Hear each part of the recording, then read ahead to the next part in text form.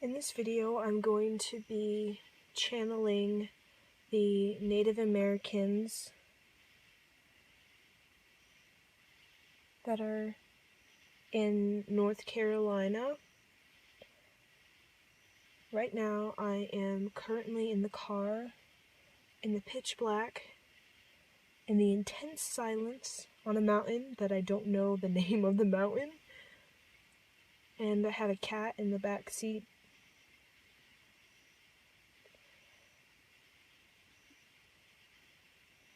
I felt the presence of the Native Americans while I was petting the cat.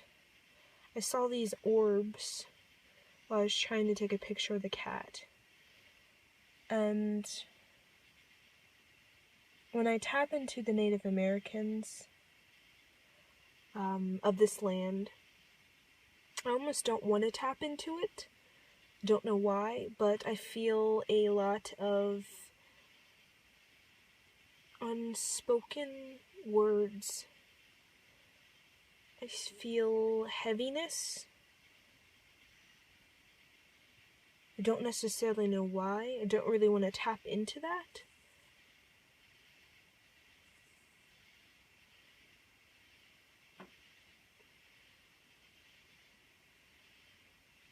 And I feel a lot of almost anger and rage.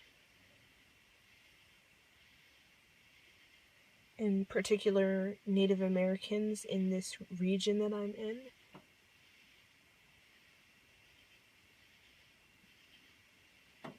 But I do feel forgiveness. I feel like in the heaviness there was just a light, like a balloon, like a lifting energy.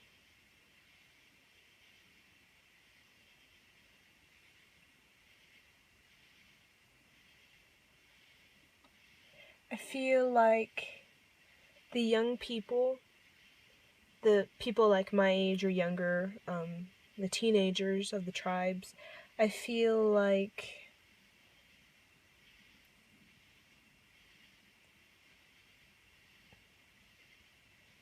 they were very interested in the change, but the elder people were not interested in the change because they knew that change would lead to a power dilemma, power over others, and it would lead to the destruction or the death of the Native American teachings that they were so very much, the elders were so very much proud of, because they, throughout thousands of years, I feel these Native American tribes in this region, they discovered many things about this world, many things that they feel were very, very important, like secrets to this world and the unfoldment of the world and the dynamics of this world, that it almost like laws, like universal laws, planet laws about balance. It was mainly about balance.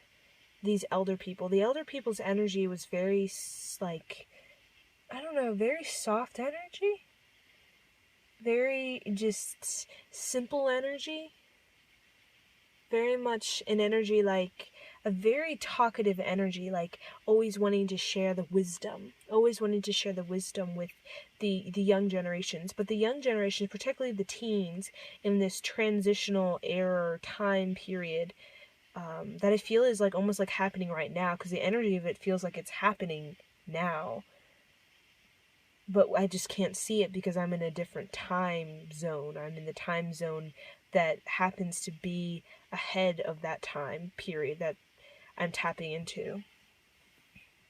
But I feel the teenagers, they were very, there's the word temptation comes up.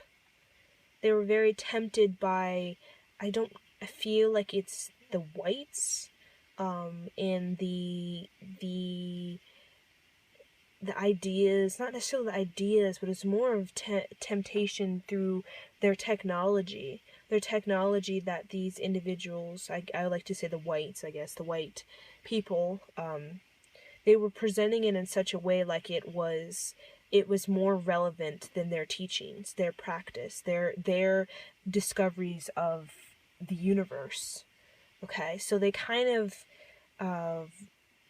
were very tempted, and they kind of were put under a spell, and a lot of them began branching off from the tribes and joining the whites, and their pioneering ideas for migration and settlement, and they started sharing with the whites their wisdom that they gained. I mean, this isn't right away. This is later on, when there was a true integration of the Native American young people into the whites. And they would share some of their ideas with the whites. And a lot of the whites, I guess, I didn't feel they were very truly receptive, but they somehow used it for their sort of own agendas. There was a lot of manipulation. That's why I felt that there was some anger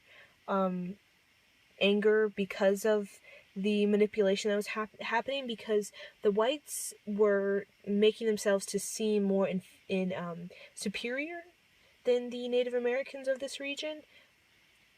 And the chiefs, I guess, the elder people, they recognized what the whites were doing. They knew, they could foretell the unfoldment of what they're doing, and it would lead to years and years, hundreds of years of this karma cycle that we're in. This karma cycle of I don't even know what to describe the energy of it in a word. But the elders, they knew that this was had to happen, this unfoldment of the whites, okay, kind of using the teens, manipulating them to kind of get the Native Americans on board with their ideas, thinking that their ideas is better than the Native Americans' ideas, and they were very tempted and like, okay, yeah, your ideas are better than ours, that sort of thing. And not understanding, the whites didn't understand the power of the teachings that the Native Americans had. They were very powerful teachings, universal laws that the whites had no sort of interest in. Okay, and one of them of being of balance. Okay, and one of them of being of harmony within. Okay, when there's harmony within, there's harmony without.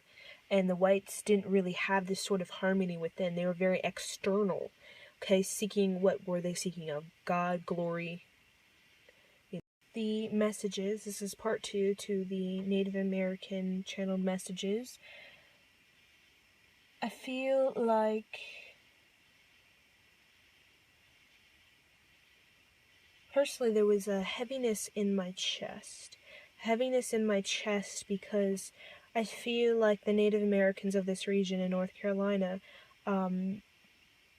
they had an innocence about them, almost like children running through a field of sunflowers, and very carefree and very much harmony within. They were very much focused within. The Native American teaching was very much focused within. They weren't an external beings, but the white people were very external beings. And what happened is the whites began putting the suffering and pain vibration to the Native Americans. The Native Americans had no concept of suffering and pain. Yes, they had illness, and they had death, and they had disease, and they had, and they had, little arguments and stuff like that over, things. It was very simple arguments, okay? Like playful arguments, but the whites brought in this heavy energy, this manipulation energy, okay, this secrecy, okay, the secrecy they had no concept of. They brought in all of these things into their lives, but they mask them as something that is important in life. It's important to have these things in your life, Okay, and the young people were very persuaded by the whites because of the whites' ability to make the external seem very shiny and very nice. Okay, very nice and very desirable to look at. Okay, just like a cookie, it looks very desirable. Okay, it looks cute and it smells nice, but it doesn't mean it's good for you.